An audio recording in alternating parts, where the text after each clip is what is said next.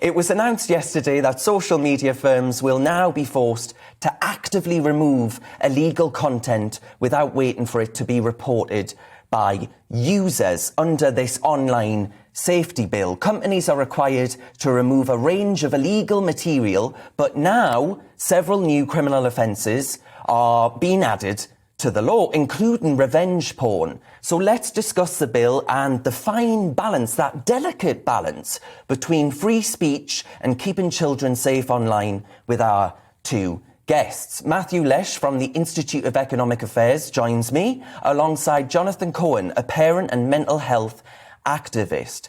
Matthew, isn't there a need here? You were listening to the vox pops there from people in Loughborough. Isn't there a need to tackle online hate speech, bullying and inappropriate content? Clearly the public they disagree with you here, Matthew, and think that this legislation is actually necessary.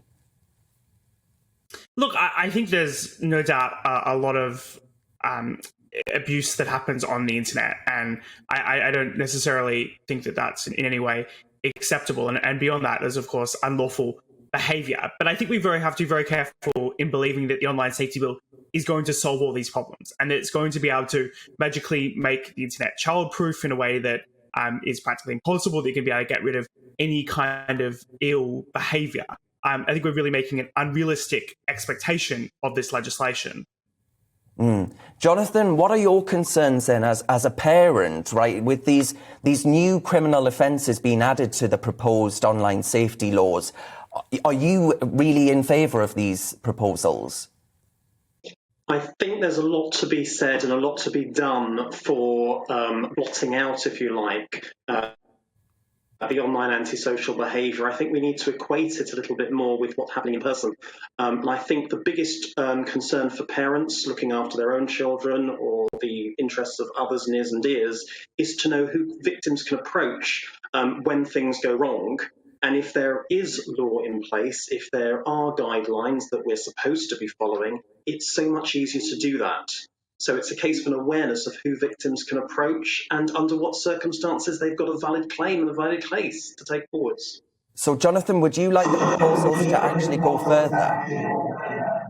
I think there's always scope for taking these things further. I'm conscious that there are obviously ways of taking them too far. Freedom of speech is something that is very important, and I attest to that.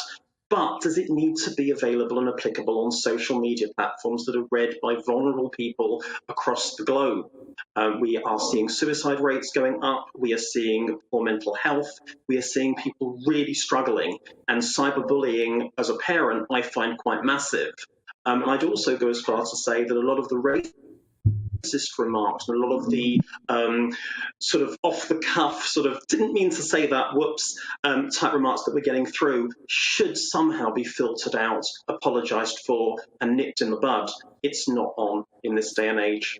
So come on then, Matthew. You want the internet to be a sort of wild west, a libertarian utopia of free speech and free expression. But actually, Jonathan's arguing there that there are real repercussions when it comes to allowing the internet to be such a free-for-all.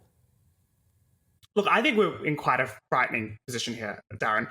I've been rereading 1984 recently, and I'm kind of struck by the way in which O'Brien is not just satisfied with Winston simply being unable to express an opinion, but is fundamentally trying to alter his mind. He's trying to make him truly believe the party line. And the presumption there, of course, is that what your ideas, what you believe, what you say is owned in the collective and not by yourself. And I think that's effectively where the government's going with this legislation, and where we get quite an authoritarian instinct coming in here, that we're not allowing people to express themselves and express ideas, even legal speech. So what the government said over the weekend is that they've outlined priority areas of unlawful speech, and that the social media companies are going to be expected to remove anything that not necessarily is unlawful, but has reasonably likely chance to believe is unlawful. Now, that is an absolute recipe for censorship. But if that wasn't bad enough, the government's also including this amorphous phrase, which I haven't even defined yet, called legal but harmful speech. Yes, you heard that right, Darren. That is speech that is legal to say on the street, that I could say to you probably on air right now, but would suddenly become unlawful under the government's definitions in the online space. I think that is fundamentally one of the most dangerous things imaginable, especially when you combine it with massive fines for tech companies. They're just going to be censoring on an industrial scale. Yeah, well, I mean, Matthew, if you consider then the political realities, right, this is going to happen. This is coming down the tracks and will be voted through with gusto, both parties supporting such a move. What can actually be done to improve the bill and ensure that we do protect what is a fundamental pillar of a free society?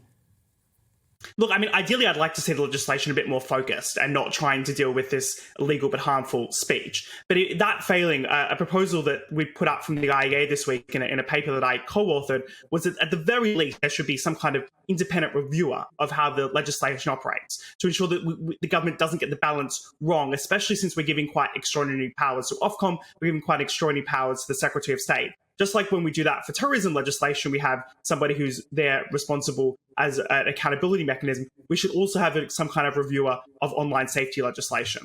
Jonathan, the same question to you. If you could improve this bill, what would you add to it? What would you do differently?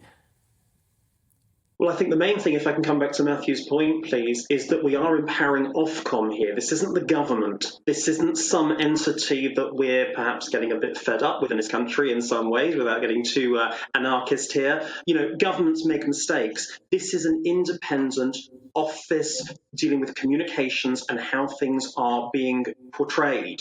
And I think for them to have these powers, to be able to judge for themselves, I think is really important. And to try and suggest that we should minimise their reach, I think restricts their powers without giving them the benefit of trust. And I think in a society, in this day and age, there has to be a level of trust. And perhaps, Matthew, that's where you and I disagree over the trust to the people and the trust to an organisation like Ofcom. Well, folks, this debate is going to run on and on and on. Jonathan Cohen, parent and former carer, and Matthew Lesh from the Institute of Economic Affairs, thank you very much to the both of you for your time.